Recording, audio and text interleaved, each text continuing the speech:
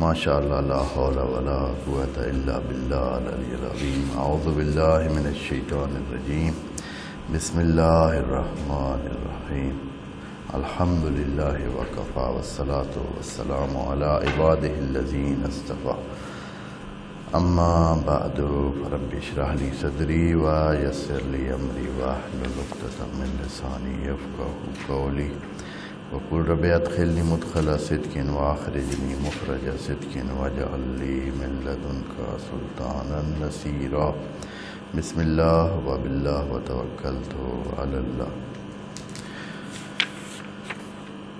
قال اللہ تبارک و تعالی فی سورۃ البقرہ آیت نمبر 217۔ بسم اللہ الرحمن الرحیم۔ یسألونک عن الشہر الحرام قتال فیہ قل قتال فیہ کبیر وصد عن سبیل اللہ وکفر بہ والمسجد الحرام واخراج اہلہ منہ اکبر عند اللہ والفتنۃ اکبر من القتل ولا یزالون یقاتلونکم حتی یردوکم عن دینکم ان استطاعوا ومن یرتدد منکم عن دینہ فیمت وہو کافر فاولئک حبطت اعمالہم فی الدنیا والآخرۃ واولئک اصحاب النار ہم فیہا خالدون۔ صدق اللہ العظیم۔ یہ آیت ایک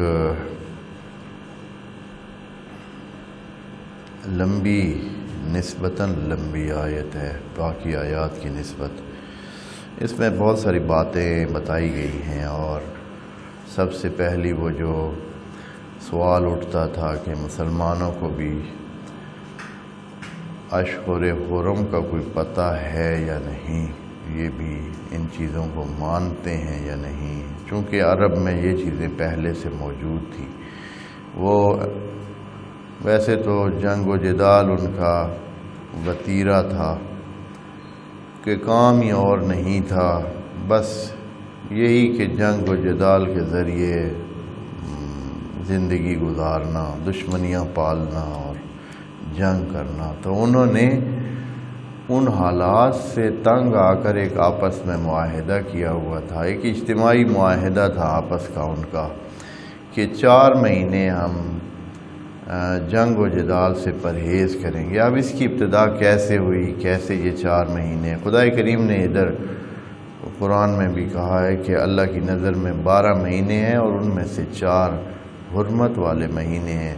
ہو سکتا ہے کہ اس کی ابتدا خدا کریم کی طرف سے ہی ہو، اور خدا کریم نے ہی ان مہینوں کو حرمت والے مہینے پہلے سے قرار دیا ہو، اور انبیاء کے ذریعے یہ چیز لوگوں تک پہنچائی ہو اور رائج ہو گئی ہو، یا یہ ہے کہ یہ خود عرب کے لوگوں کے لیے اس قسم کے حرمت کے مہینے تھے۔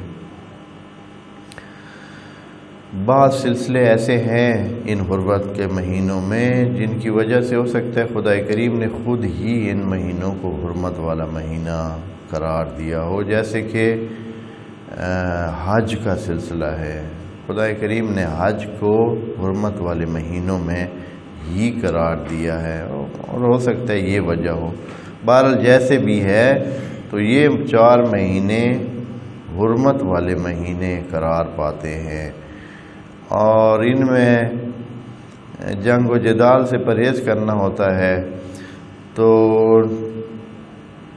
سوال ہوا کہ آپ باقاعدہ اس بارے میں ہمیں اسلامی نقطہ نظر اور الہی نقطہ نظر سے آشنا کریں کہ حرمت والے مہینوں کا پاس آپ کرتے ہیں یا نہیں۔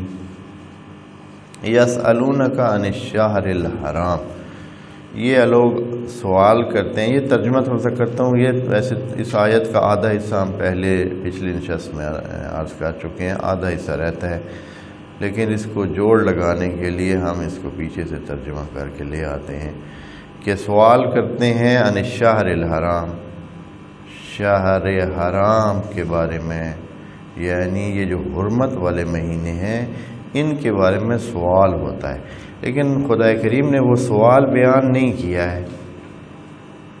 پوچھتے ہیں لیکن کیا پوچھتے ہیں یعنی بیان کیا ہے، لیکن چونکہ بہت عام بنتا ہے پوچھنا تو بہت ساری باتیں ہیں بھئی یہ مثلا پوچھتے ہیں کہ کتنے، یہ پوچھتے ہیں کہ کون سے ہیں، یہ پوچھتے ہیں کہ ان کا مثلا جاگنے کا اور سونے کا حکم اس میں کیا ہے، یا یہ ہے کہ ان مہینوں میں کھانا کیا چاہیے، یا ان مہینے میں مثلا کیا کرنا ہے۔ بہت سارے سوالوں کی گنجائش ہے اس جملے میں، یسألونک عن الشہر الحرام کے جملے میں بہت گنجائش ہے، لیکن خدا کریم اس کو فکس کر دیتا ہے کہ نہیں، ہماری مراد ساری باتیں نہیں ہیں، یہ جو سوال کرتے ہیں صرف ایک بارے میں، ایک چیز کے بارے میں سوال کرتے ہیں ان مہینوں کے حوالے سے، اور وہ ہے قتال فیہ۔ سوال ہر قسم کا سوال نہیں ہے، صرف جنگ و جدال کے حوالے سے کہ ان مہینوں میں جنگ و جدال کا اسلامی نقطہ نظر کیا ہے۔ تو جواب میں خدا کریم نے فرمایا کہ کل قتال فیہ کبیر، ان مہینوں میں قتال اور جنگ و جدال کرنا بہت بڑا مسئلہ ہے۔ پھر یہ ہے کہ لیکن آپ یہ بھی جانیں، جیسے ابھی میں اسی کے مطابق ترجمہ کرتا جاتا ہوں جیسے روایتی انداز میں ہوتا ہے کہ لیکن یہاں وہ خود سے لگاتے ہیں تب معنی ٹھیک بنتا ہے، وَصَدٌّ عَن سَبِيلِ اللَّهِ، لیکن اللہ کے راستے سے روکنا، یعنی اللہ کے کاموں سے روکنا۔ اگر اللہ نے کہا ہے کہ دھوکہ نہ دو تو کوئی بندے کہتے ہیں یار کچھ نہیں ہوتا ہے، کر لیں، یہ کرتے رہیں۔ اللہ نے کہا ہے جھوٹ اچھی چیز نہیں ہے، کچھ لوگ کہتے ہیں کہ اس کے بغیر تجارت ہی نہیں چلتی ہے، جھوٹ نہ بولیں تو کام ہی نہیں چلتا ہے۔ یہ ایک قسم کے لوگ، وَكُفْرٌ بِهِ، اور وہ جو بالکل انکاری ہو جاتے ہیں یا ناشکرے ہو جاتے ہیں۔ کفر کا معنی ناشکرہ ہونا پہلی لیول پر، اور ناشکرے ہونے کے بعد کافر ہونا یعنی انکاری ہو جانا، دونوں لیولیں اس میں موجود ہیں۔ کفر کا معنی دونوں لحاظ سے قرآن میں استعمال ہوا ہے کہ جو ناشکرے ہوتے ہیں یا تو وہ انکار کی لیول پر بھی پہنچتے ہیں یا صرف ناشکرے ہونے کی لیول پر ہی رک کے رہتے ہیں، جیسے کہ عام مسلمان تقریباً اس لیول پر رک جاتے ہیں۔ اور اس لیے خدا کریم نے بعض جگہ ان کو بھی کہا ہے کہ یہ جو ناشکرے ہیں یہ بھی لفظ کفر کے مصداق بن سکتے ہیں، یہ موجود ہے قرآن میں اس طرح۔ تو جیسے کہ ایک جگہ کہا ہے کہ جو شکر کرتا ہے اس کے لیے یہ انعام، اور جو کفر کرتا ہے اس کے لیے یہ مسئلہ۔ تو یہاں شکر کو کفر کے مقابل قرار دیا، بس جو شکر نہیں کرتا ہے وہ ایک طرح کا کفر کرتا ہے۔ تو یہ کفر کا لفظ، کفر کا معنی اصل میں تو یہی ہے کسی چیز کو ڈھانپنا ہوتا ہے، چھپا دینا ہوتا ہے۔ تو بہرحال کفر کرنا اللہ کے ساتھ اور مسجد حرام کا راستہ روکنا، جیسے کہ مشرکین مکہ نے کچھ ٹائم کے لیے کر رکھا تھا، اور یہ اجازت نہیں دیتے تھے مسلمانوں کو کہ وہ عمرہ اور حج کے مراحل انجام دیں۔ فرماتے ہیں وَإِخْرَاجُ أَهْلِهِ مِنْهُ أَكْبَرُ، اور اسی طرح اہل مسجد کو، اہل مکہ کو ان کے گھروں سے نکالنا، یہ اللہ کی نظر میں پچھلے گناہ سے بڑا ہے۔ پس اگر دو چیزیں پیش آ جائیں کہ یہ بھی پیش آ جائے اور وہ بھی پیش آ جائے، وہ تو تھا کبیرہ گناہ یا کبیرہ مسئلہ، یہ اس سے بڑھ کر ہے، یہ اکبر ہے۔ اگر دونوں پیش آ جائیں تو پھر اس چھوٹے کو کر لینے میں حرج نہیں ہے۔ یہ ہمیشہ ایسے ہی ہوتے ہیں، اگر آپ دو مجبوریوں میں مجبور ہیں اور ایک چھوٹی مجبوری ہے ایک بڑی ہے، تو آپ کیا کریں گے؟ ایک ضرورت چھوٹی ہے ایک بڑی ہے، یا ایک مہم ہے ایک اہم ہے، تو آپ کیا کریں گے؟ دونوں چیزیں آپ کے لیے مہم ہے لیکن ایک اہم ہے۔ مثلا ایک طرف ہے آپ کا مال ضائع ہو رہا ہے، وہ بچائیں، یا پھر کسی کی جان بچائیں اپنے کی، تو ان دو میں سے دونوں مہم ہیں، لیکن وہ جو جان بچانے والا کام ہے وہ کیا ہے؟ زیادہ مہم ہے۔ قتال اسی طرح وہ بھی بڑا مسئلہ ہے، خدا اس کو بھی اچھا نہیں جانتا ہے، لیکن اگر یہ مسئلہ پیش آئے کہ لوگوں کو گھروں سے نکالا جا رہا ہو اور راہ خدا کو بند کیا جا رہا ہو، مسجد خدا کو تالے لگائے جا رہے ہوں یا ان کو راستے اس کے بند کیے جا رہے ہوں، لوگوں کو اس کی طرف جانے نہ دیا جا رہا ہو، تو پھر قتال مسئلہ چھوٹا رہ جاتا ہے، اس کو کر لینے میں پھر کوئی حرج نہیں ہے۔ تو یہ مسئلہ اس طرح سمجھایا اللہ نے کہ اگر کہیں آپ کے ساتھ، یہ جنہوں نے سوال کیا تھا یا جن کی طرف سے یہ سوال اٹھا تھا، ان کو جواب کے لیے کہا کہ اگر آپ کے ساتھ اس قسم کا واقعہ پیش آیا ہے، جو آئے، تو آپ اس کو یوں سمجھیں کہ آپ نے اس سے بڑے گناہ مرتکب ہوئے ہیں آپ، اور ان گناہوں کی یا ان بڑے مسائل کے ارتکاب کے بعد آپ یہ توقع نہ رکھیں کہ جو اس سے کم تر مسئلہ ہے اس کو دھیان کیا جائے گا۔ آپ نے بڑے مسئلوں کا نہیں دھیان کیا، تو جو اس سے چھوٹا مسئلہ ہے اس کا اگر مسلمان دھیان نہ کریں تو اس میں کوئی حرج نہیں ہوگی۔ عقل کے مطابق بھی اسی طرح ہے۔ اور خدا کریم ایک سٹیپ آگے جا کر کہتا ہے کہ اس سے بڑھ کر آپ لوگوں کا جو کام ہے، آپ کا کام ہے فتنہ پردازی۔ فتنہ پردازی یہ ہے کہ آپ لوگوں کو آزاد نہیں رکھتے ہیں، آپ لوگوں میں غلط باتیں پھیلاتے ہیں اور غلط باتوں پر اکساتے ہیں۔ ایک یہ ہے نا کہ آپ کو ہم سے دشمنی ہو، آپ ہم سے دشمنی کر کے مخالفت کے لیول پر آپ رکھیں اور آپ اپنے گھر بیٹھیں، اپنے کام کریں، ہمیں اپنے کام کرنے دیں۔ آپ اپنے کاموں میں، اپنی ذاتی کاموں میں آپ آزاد ہیں اور ہم بھی اپنے سلسلوں میں آزاد ہیں۔ آپ ہمارے بارے میں کہ ہمیں دکھ پہنچانے کے لیے، مشکل میں ڈالنے کے لیے آپ کچھ نہ کریں تو پھر تو خیر ہے، لیکن آپ کیا کر رہے ہیں؟ گھر میں آرام سے نہیں بیٹھے ہیں، بلکہ آپ مسلسل مسلمین کے ساتھ جو کہ تازہ دین کو ابھی اپنا کر ایک سلسلہ شروع کیے ہوئے تھے، ان کے خلاف سازشیں کر رہے ہیں۔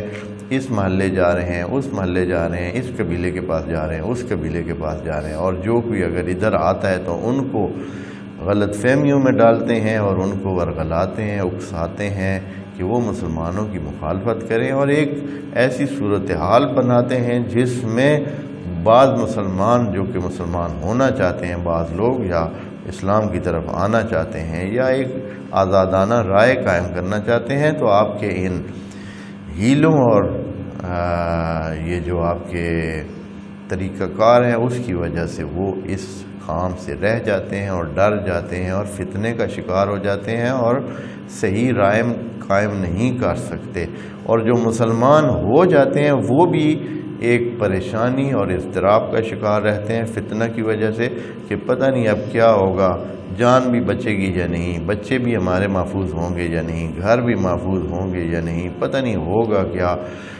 اس قسم کے ایک قاتل سے یہ کہیں آگے بڑا مسئلہ ہوتا ہے۔ تو اللہ فرماتا ہے کہ یہ جو فتنہ ہے، یعنی اس قسم کی اضطراب کی صورتحال معاشرے میں قائم کرنا، یہ بہت بڑا جرم ہے اللہ کی نظر میں۔ چونکہ بات جرم کی ہو رہی تھی اور وہ بھی اللہ کی نظر میں، تو یہاں لفظ اکبر بولا ہے، جبکہ جب خود انسانوں کی طرف نسبت دی جاتی ہے کہ فتنہ کا اثرات انسانوں پر کیسے ہونے ہیں، تو اس میں لفظ اشد بولا تھا، لیکن چونکہ یہاں اللہ کی نظر میں اس کا جو گناہ ہے اس کے حوالے سے بات کرنی تھی، تو اس لیے یہاں اکبر کا لفظ بولا ہے۔ یہ دھیان رکھیں، قرآن بڑا ہی ظریف ہے، بڑا ہی باریک بین ہے اور بڑے ہی استحکام کے ساتھ اور محکم انداز میں الفاظ کا استعمال کرتا ہے، اور ہر لفظ کو بالکل پرفیکٹ اور بڑی ہی نزاکت کے ساتھ استعمال کرتا ہے اور تمام لطائف کو نظر میں رکھے ہوئے ہوتا ہے۔ تو بہرحال اس کے بعد یہاں تک تو ہم نے پچھلی نشست میں عرض کیا تھا، یہ بات اب یہاں سے آگے خدا کریم وضاحت فرماتا ہے کہ یہ جو فتنے کی بات ہوئی ہے کہ وہ اللہ کی نظر میں اور بھی بڑا گناہ ہے، تو یہ فتنہ کیا فتنہ پردازی ہو رہی ہے، اور یہ فتنے کی بات کس کے بارے میں اللہ آپ کر رہے ہیں؟ آپ نے تو کوئی بات تو نہیں کی ہے نا۔ اللہ نے کہا ہے فتنہ اکبر ہے قاتل سے، یہ نہیں کہا کہ یہ فتنہ ہے کس کی طرف سے اور کون کر رہا ہے اور فتنے کا مرتکب ہو کون رہا ہے۔ تو یہاں خدا کریم اس حصے میں، آیت کے اس حصے میں اس کی وضاحت فرماتا ہے کہ یہ لوگ جو دین مخالف کاروائیاں کیے ہوئے ہیں اور یا جن کے پاس یہ سوال جنہوں نے اٹھایا تھا کہ مسلمان حرمت کا دھیان نہیں کرتے ہیں، کیا ان کو حرمت کا پاس نہیں ہے ان مہینوں کی، تو وہاں خدا کریم اب ان کی وضاحت کے لیے، فتنے کی وضاحت کے لیے یوں فرماتا ہے ولا یزالون، بے شک انہوں نے جاری رکھا ہوا ہے، لا یزال، لا زالہ کے اس سے ہے، لا زالہ لا یزال، جو وہ افعال ہیں خاص قسم کے اثر بھی رکھتے ہیں، خاص قسم کا اعراب بھی ان کا ہوتا ہے، تو اس کا معنی ہے کہ یہ جاری رکھنے والے، یعنی ایک کام کو وہ چھوڑ نہیں رہے ہیں، اس کے ساتھ چپکے ہوئے ہیں، اسی طرح جڑے ہوئے ہیں، لگے ہوئے ہیں، اور وہی کام کر رہے ہیں جو پہلے سے کرتے آ رہے ہیں۔ ولا یزالون، کیا کر رہے ہیں؟ یقاتلونکم، وہ آپ کے ساتھ قتال جاری رکھے ہوئے ہیں۔ مسلمانوں کو خطاب کر رہا ہے اللہ اور کہہ رہا ہے کہ وہ لوگ آپ کے ساتھ قتال جاری رکھے ہوئے ہیں۔ اب یہاں آپ خود ہی اس قتال کا معنی آ کر خدا کریم نے بڑی اس سے واضح کر دیا کہ قتال سے مراد یہ تلوار سے یا گولی سے، بندوق سے جنگ نہیں ہے۔ جو جنگ انہوں نے جاری رکھی ہوئی تھی وہ کون سی تھی؟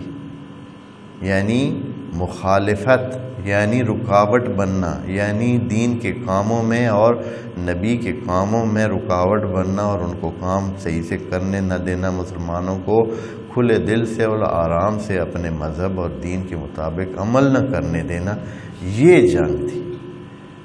بس قتال کا معنی قرآن میں قتل و کشتار بے معنی جان لینے کے نہیں ہر وقت استعمال ہوتا ہے۔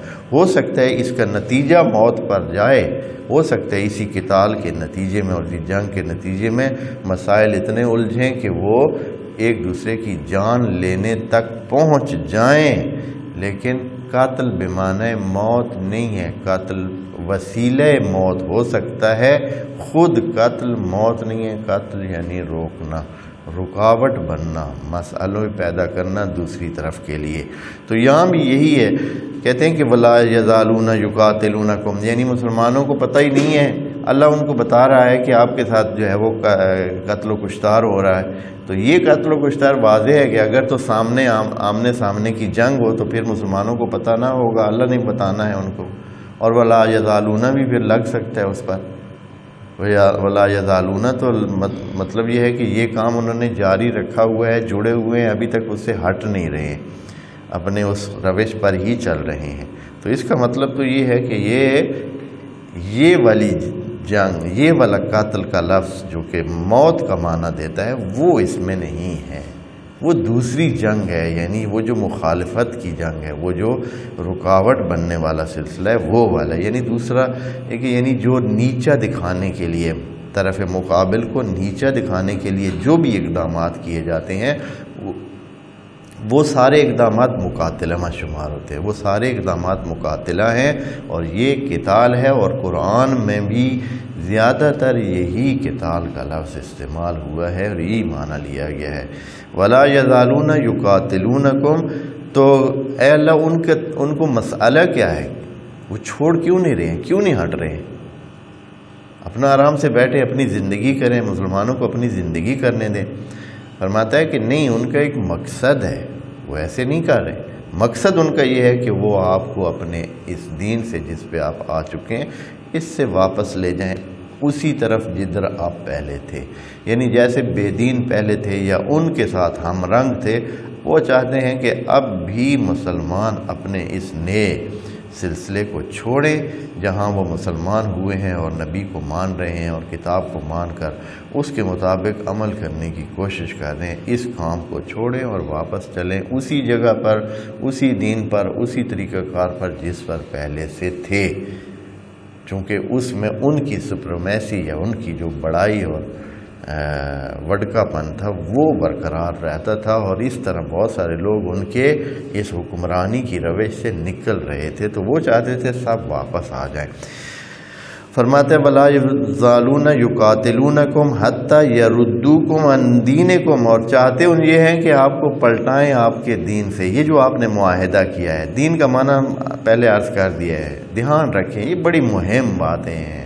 یہ باتیں وہ ہیں جو نہیں اس طرح نہیں بتائی گئی ہیں، اور ایک اور طریقے سے دین کو ایک اور چیز بتائے۔ دین یعنی معاہدہ، دین یعنی وہ جو آپ نے کسی کے ساتھ معاہدہ کیا ہوا ہے، یعنی جو لین دین آپ نے کیے اور آپ نے اب کسی کا کچھ دینا ہے تو یہ دین ہے، یہ دین ہے۔ یہی دین اور دین ایک ہی مادہ ہے، ایک ہی لفظ ہے، ایک ہی معنی دیتا ہے۔ جب یہ چیز مکمل ہو جاتی ہے، یہ آپس میں معاہدہ مکمل ہو جاتا ہے تو وہ دین دین بن جاتا ہے۔ یہ جو دین ہے ہمارے اوپر دین بھی ہے۔ دین جب ہم نے قبول کر لیا، اللہ کی طرف سے تو آیا ہوا ہے، ہم نے بھی جب قبول کر لیا تو وہ ہمارے اوپر ایک دین بن جاتا ہے۔ اب ہم دیندار ہیں، اب ہم ذمہ دار ہیں، ہم اللہ کو کچھ واپس کرنے کے ذمہ دار ہیں، کیونکہ ہم نے قبول کر لیا، ہم نے مان لیا کہ اللہ ہم تو تجھے اپنا رب مانتے ہیں۔ جب رب مانا ہے تو پھر رب کے ماننے کے کچھ آداب ہیں، سلسلے ہیں، یہی دین ہے، یہ جو معاہدہ ہے۔ تو اللہ فرماتا ہے کہ یہ چاہتے ہیں کہ یہ جو ابھی آپ نے اسلام کا معاہدہ کیا ہے، اپنے گلے میں لیا ہے اور اپنے اوپر اب اس کو لے کر آپ چلنا چاہتے ہیں، تو یہ چاہتے ہیں کہ آپ کو اس سے واپس لے جائیں دوبارہ اسی چیز کی طرف جب آپ آزاد تھے، جب کسی کے دیندار نہیں تھے، جب آپ کسی کے دیندار نہیں تھے، جب کسی ذمہ دار نہیں تھے، آزاد تھے، جو مرضی کرتے۔ اب ایسے نہیں ہیں، اب آپ کسی کے ذمہ دار ہیں اور وہی کچھ کرنا ہے آپ نے جو آپ نے اس کے ساتھ وہ معاہدہ کیا ہوا ہے۔ ان استطاعوا، البتہ دیکھیں نا، اللہ نے یہ تو کہہ دیا کہ وہ چاہتے یہی ہیں، لیکن ساتھ ہی ان کے اس ارادے کو یہ کہہ کر کیا کر دیا ہے کہ یہ کبھی کامیاب نہیں ہوں گے۔ ان استطاعوا میں یہ لفظ حالانکہ کہا تو شرطیہ ہے، جملہ شرطیہ آخر میں لگا دیا ہے، لیکن یہ جملہ شرطیہ جب آخر پہ لگتا ہے تو دلیل اس بات کی ہوتی ہے کہ پچھلا جملہ ہونے والا نہیں ہے۔ جیسے آپ کہتے ہیں کہ میں آپ کے پاس آؤں گا اگر فرصت ملی تو، ہاں، اس کا مطلب یہ ہے کہ پہلے سے ہی اشارہ موجود ہے کہ فرصت ہے نہیں، اگر ملی تو اس طرح ہوگا، تو یا اگر چھٹی مل گئی تو۔ اگر شرط آپ پہلے لگاتے ہیں تو پھر اس کا معنی یہ ہوتا ہے کہ ہاں، یعنی میں کوشش کروں گا اور چانس ہے کہ ملے اور چانس ہے کہ نہ ملے چھٹی، ہاں۔ لیکن جب آپ اس کو آخر میں لگاتے ہیں نا تو آپ یہ تقریباً بتا رہے ہیں کہ ایسے ہونے والا نہیں ہے۔ تو یہاں بھی اللہ نے یہ ان استطاعوا جملہ شرطیہ آخر میں ڈال دیا، تو کہا ہے کہ ان استطاعوا، اگر کر سکے تو۔ چاہتے تو وہ ہیں کہ آپ کو دین سے واپس لے جائیں، لیکن ان استطاعوا، اگر وہ کر سکیں تو، لیکن کر نہیں سکیں گے۔ خوب یہاں یہ بات ان کے حوالے سے تو خطر۔ اب تھوڑا سا ان مسلمانوں کو بھی جو ہے نا وہ کیا کرنے کے لیے ان کی دیوار جو کہ ابھی بھی تازہ تازہ انہوں نے کھڑی کی ہے، دین کی دیوار، اور اب یہ اس دیوار کے اندر بیٹھے ہیں، تو اس کو بھی مستحکم کرنے کے لیے کہ کہیں یہ جو مسلمان ابھی تازہ آئے ہیں تو ایسے نہ سمجھیں کہ بس ایک چھلانگ ادھر لگائی تو مسلمان ہو گئے، کل ایک چھلانگ ادھر لگائیں گے تو کیا ہو جائیں گے، ان کے ساتھ مل جائیں گے، بس بات ختم، رات گئی اور بات گئی۔ کیا ہے تو یہاں خدا کریم نے تھوڑا سا جو ہے نا وہ ہاتھ سخت رکھا ہے، کیا ہے کہ اس کو ایسے نہ سمجھے۔ آپ کا آنا جو ہے وہ آپ کی مرضی سے تھا، آپ باقاعدہ سوچ سمجھ کر اور دین کو اپنائیں، لیکن یہاں سے جانا جو ہے یہ تھوڑا آسان نہیں ہے۔ آپ کی واپسی جو ہے نا، اب اتنا کرنے کے باوجود، ایک اچھی جگہ آنے کے باوجود اللہ راضی نہیں ہے اس بات پر کہ آپ کو آپ کے جھلپڑ کی وجہ سے دوبارہ واپس جانے دے، کیونکہ وہ بندہ جو دین پر آ چکا ہے اور ٹھیک راستہ اپنا چکا ہے، اب اگر وہ اپنی بے عقلی اور لا علمی اور بے شعوری یا آس پاس کے اکسانے اور ترغیب دلانے کی وجہ سے وہ اس اچھے راستے کو چھوڑنا چاہتا ہے، تو کسی عقل مند کی یہ ذمہ داری بنتی ہے کہ وہ اس کو سمجھائے اور کوشش کرے، زیادہ سختی تھوڑی سی کرنی پڑے تو بھی حرج نہیں ہے کہ کہے کہ اب تو نے ادھر نہیں جانا، کیونکہ آپ کو پتہ ہے کہ یہ ٹھیک جگہ پہ آ چکا ہے۔ تو اب اس بنیاد پر یہ عاقلانہ فرض بنتا ہے۔ جیسے ایک بچہ ہے، فرض کریں بچہ ہے، وہ اتفاقاً کسی خطرے میں تھا، خطرے سے باہر نکلا ہے، اور اب دوبارہ آپ کو دکھ رہا ہے کہ یہ بچے کو تو پتہ ہی نہیں ہے، پھر ممکن ہے کہ ادھر اسی طرف چلا جائے، تو اب آپ کیا کریں گے؟ اس بچے کو حتمی انداز میں کیا کریں گے؟ بچا کر اس کو ادھر ایسا طریقہ اپنائیں گے کہ وہ ادھر جا سکے ہی نہیں۔ تو اللہ تعالیٰ یہاں یہی کام کر رہا ہے، فرماتا ہے وَمَنْ يَرْتَدِدْ مِنْكُمْ، اے مسلمانوں ذرا یہ بھی دھیان رکھو کہ اگر آپ میں سے کوئی پلٹا ادھر، پھر ادھر آنے کے بعد پلٹا، یرتدد منکم عن دینہ، اپنا جو معاہدہ اللہ کے ساتھ اس نے اپنایا ہے اس کو اب چھوڑنے کی اس نے کوشش کی، اور پھر اسی حالت میں مر بھی گیا۔ یہ بہت مہم لفظ ہے، فیموت اس کے اوپر جو لگا ہوا ہے، اور یہ یعنی پھر اسی پر قائم رہا، یعنی یہ اگر تو یہ ہوا کہ بھائی وہ ادھر گیا، پھر ادھر سے ادھر آ گیا، پھر اس کو ہوش آ گیا، سمجھ آ گئی، تو پھر تو شاید کوئی بچت ہو جائے، نہیں تو ایسے ہے کہ وہ اسی پھر کفر پر ہی مر گیا۔ اگر وَهُوَ کافرٌ، اور کفر کی حالت میں تھا وہ، فَأُولَئِكَ حَبِطَتْ أَعْمَالُهُمْ فِي الدُّنْيَا وَالْآخِرَةِ، ان لوگوں کے دنیا اور آخرت کے اعمال اکارت چلے جائیں گے، ضائع ہو جائیں گے، ان کو دنیا میں بھی ریوارڈ نہیں ملے گا اور آخرت میں بھی نہیں ملے گا۔ یہ آیت ایک تو اس حوالے سے یہ بہت مہم جملے ہیں، ابھی میں ان کو بتاتا ہوں کہ کس حوالے سے مہم ہے۔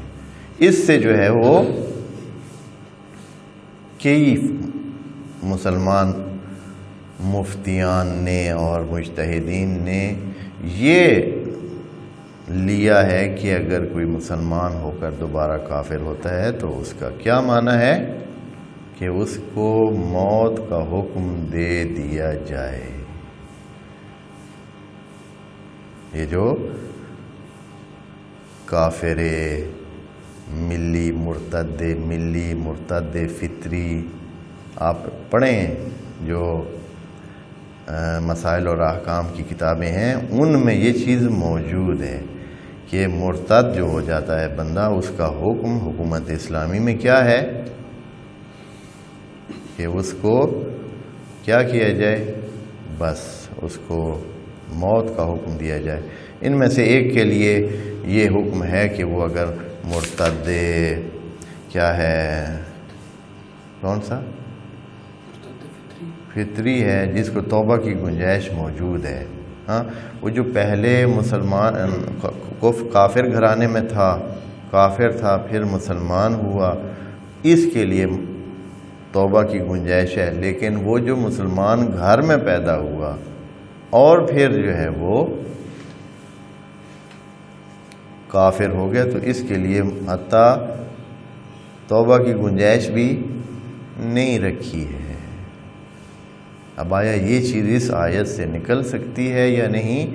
تو ظاہراً تو اس صرف آیت سے یہ چیز نہیں ہے، اور آیات کو بھی دیکھنا چاہیے، لیکن اس آیت میں آپ کو بتاتا ہوں کہ یہ آیت اشارہ دے رہی ہے کہ ایسی بات ہے نہیں۔ وہ کیا اشارہ کہاں سے ملتا ہے کہ نہیں، یا خدا کریم اس قسم کا بات نہیں فرما رہا ہے کہ ان کو کوئی موت کا حکم دیا جانا چاہیے، اور وہ کیا ہے؟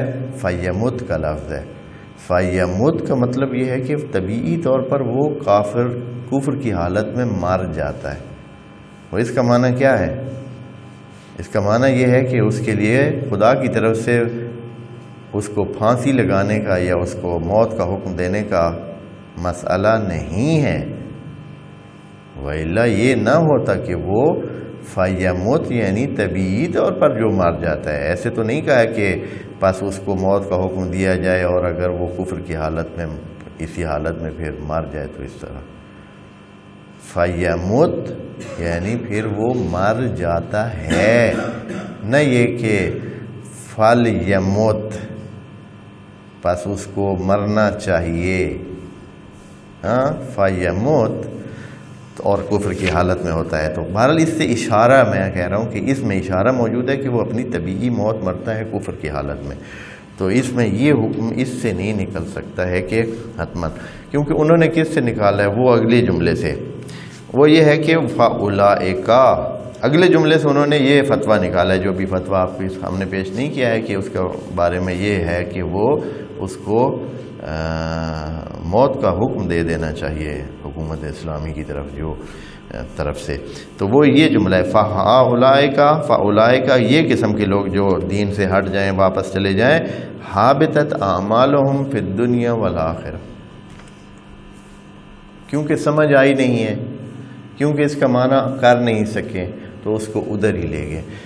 ان کے اعمال دنیا میں بھی ختم ہو جائیں گے اور آخرت میں بھی ختم ہو جائیں گے. جو کافر ہو گئے، مسلمان ہو کر کافر ہو گئے، ان کے اعمال دنیا میں بھی ختم ہو جائیں گے اور آخرت میں بھی ختم ہو جائیں گے. اب کیسے یہ ہوگا؟ آخرت کا تو سب کو پتہ ہے کہ آخرت میں اعمال ختم ہونے کا مطلب یہ ہے کہ ان کے اعمال ضائع ہیں دنیا والے اور جہنم چلے جائیں گے.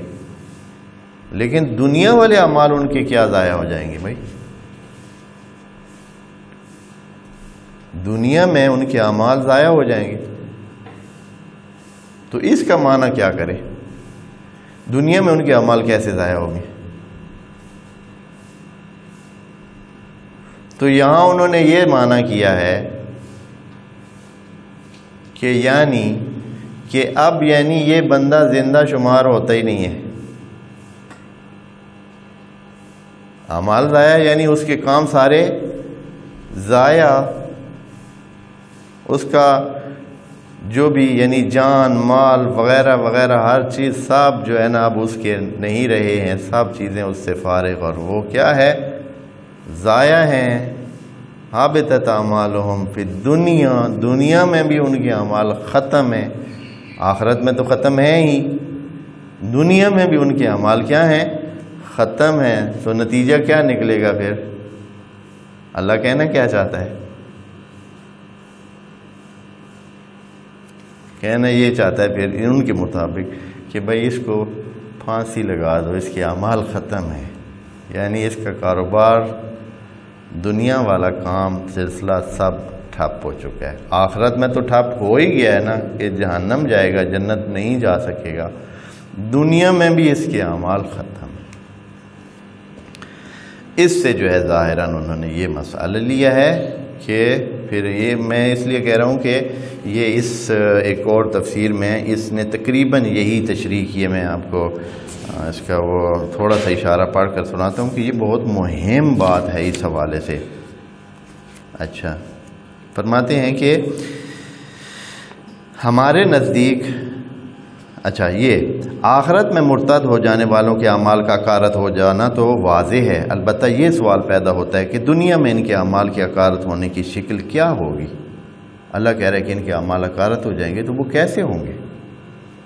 ہاں، تو ہمارے نزدیک اس کا جواب یہ ہے کہ جو شخص مرتد ہو جاتا ہے وہ اسلامی ریاست میں جملہ شہری حقوق سے محروم ہو جاتا ہے. ریاست پر اس کے جان و مال کی حفاظت کی ذمہ داری باقی نہیں رہتی. چنانچہ اسی اصول پر اسلامی تعزیرات کا وہ قانون مبنی ہے جو مرتدوں کی سزا سے متعلق ہے. یہ کہہ رہے ہیں کہ یہی جملہ باعث بنا ہے کہ جو مفتیان ہیں اور مجتہدین ہیں وہ یہ فتویٰ دیں کہ اب جب اللہ نے حکم دے دیا کہ اس کے دنیا والے اعمال بھی ختم ہیں، تو اس کا مطلب ہے کہ اب اس کا جینا ختم. کیونکہ جیے گا تو پھر تو اعمال ہوں گے تو فائدہ بھی پہنچے گا. اس لیے کہ کھانا کھائے گا تو بھوک تو اس کی مٹے گی، کہیں کام کرے گا تو اس کو اجرت تو ملے گی. تو پھر اکارت تو نہیں جائیں گے نا. اکارت تو تب جا سکتے ہیں کہ سرے سے کام کرنے ہی نہ دیا جائے، سرے سے اس کو کہیں کنارے لگا دیا جائے کہ اصلاً نہ ہو بانس اور نہ ہی کوئی بجے بانسری. یہ معنی لیا ہے. حالانکہ اس سے پہلے جملہ فیمت پڑا ہے، وہ کہہ رہے فیمت وہو کافر، کتنا طبیعی جملہ ہے، اور شاید اللہ نے اسی غلط سوچ کو روکنے کے لیے پہلے وہ جملہ کہہ دیا کہ وہ کافرانہ انداز میں مر جائے، طبیعی طور پر مر جائے، نہیں کہے فلیمت کہ یا یہ ہے کہ اس کا حکم یہ ہے کہ اس کو جو ہے، بلکہ صرف کہا کہ اس کے اعمال کا۔ اب ہم کیا کریں؟ یہ تو چیز ہے جو انہوں نے بتائی ہے اور جو روایتی انداز میں تفاسیر میں یہی معنی لیا جائے، اور ہم کیا کریں اب اگر یہ معنی نہیں لینا ہے یا یہ معنی ٹھیک نہیں لگ رہا ہے، جوڑ نہیں لگ رہا، تو پھر ادھر ہم معنی کون سا کریں؟ تو یہ وہ سوچ جو پہلے بھی آپ دوستوں کی خدمت میں پہلے بھی بتائی ہے، وہ یہ ہے کہ انسان کے جو اعمال ہیں جو اللہ کی طرف سے ریوارڈ ان کا ملتا ہے وہ دو قسم کا ہوتا ہے، دنیا میں ملنے والا ریوارڈ اور آخرت میں ملنے والا ریوارڈ۔ انسان کو اپنے عمل کا بدلہ کہاں کہاں ملتا ہے؟ دنیا میں بھی ملتا ہے اور آخرت میں بھی ملتا ہے۔ جیسے کہ وہ آیت ہے کہ من جاء بالحسنۃ فلہ عشر امثالھا، یا یہ ہے کہ فمن یعمل مثقال ذرۃ خیرا یرہ ومن کیا ہے شرا یرہ، کہ جو خیر کا ذرہ کرے گا تو بھی اس کو پائے گا، دیکھے گا۔ یرہ کا لفظ وہاں استعمال ہوتا ہے جو انہی آنکھوں سے کوئی دیکھے، انہی آنکھوں سے، سایرہ نہیں ہے، ابھی دیکھے گا، پائے گا۔ خیر کرے گا تو خیر پائے گا، شر کرے گا تو شر پائے گا، اور انہی آنکھوں سے وہ دیکھے گا۔ یہ اعمال دنیا میں اس کو جو ہے نہ ملے، لیکن جو کافر ہو گئے اب خدا کی ذمہ داری نہیں ہے، واپس چلا گیا ہے، اب اس کی اچھائی کا جواب اس کو اچھائی کی صورت میں ملنا یہ اب ذمہ داری نہیں ہے، عقارت ہو گیا ہے، اس پہ لائن پھر گئی ہے۔ یہ خدا کریم فرمانا چاہتا ہے کہ وہ ان کے دنیا میں بھی اعمال ہوں گے تو کسی کھاتے میں گنے نہیں جائیں گے، اللہ اس کا ذمہ دار نہیں ہے۔ یہ جو اللہ نے کہا ہے کہ فَلَوْ عَشْرُ أَمْثَالِهَا، تو یہ ذمہ داری اب نہیں رہ گئی ہے۔ ایک کافر جو اپنی کفرانہ حالت میں برقرار ہے، پہلے سے کافر ہے اور آخر تک کافر ٹکا رہا ہے، اس کے لیے بھی من جاء بالحسنۃ فلہ عشر امثالھا کا فارمولہ جاری رہے گا، لیکن یہ بندہ جو مسلمان ہو کر واپس چلا گیا ہے اس پر یہ فارمولہ جاری نہیں رہے گا۔ آ رہی ہے سمجھ؟ یعنی یہ اعمال دنیا میں جو انسان کو خدا کریم اسی دنیا میں اس کا ریوارڈ یا اس کا ایوارڈ دیتا ہے تو یہ چیز ختم ہو جائے گی، اثرات ختم ہو جائیں گے، یہ معنی مراد لے رہے ہیں۔ اور ان اللہ کے بندوں نے کہاں سے کہاں معنی لیا اور کتنے انسانوں کو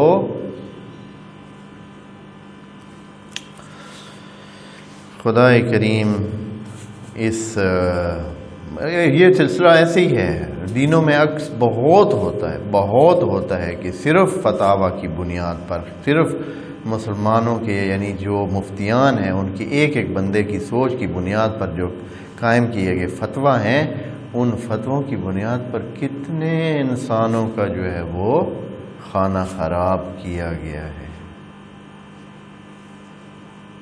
یہ چیز چل رہی ہے۔ کیا کیا جا سکتا ہے؟ یہ اللہ سے اس بارے میں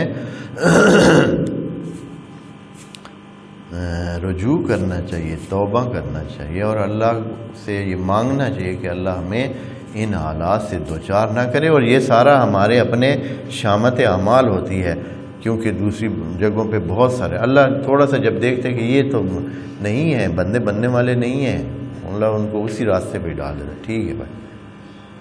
جیسے کہ ادھر کا وَأُشْرِبُوا فِي قُلُوبِهِمُ الْعِجْلَ، وہ جو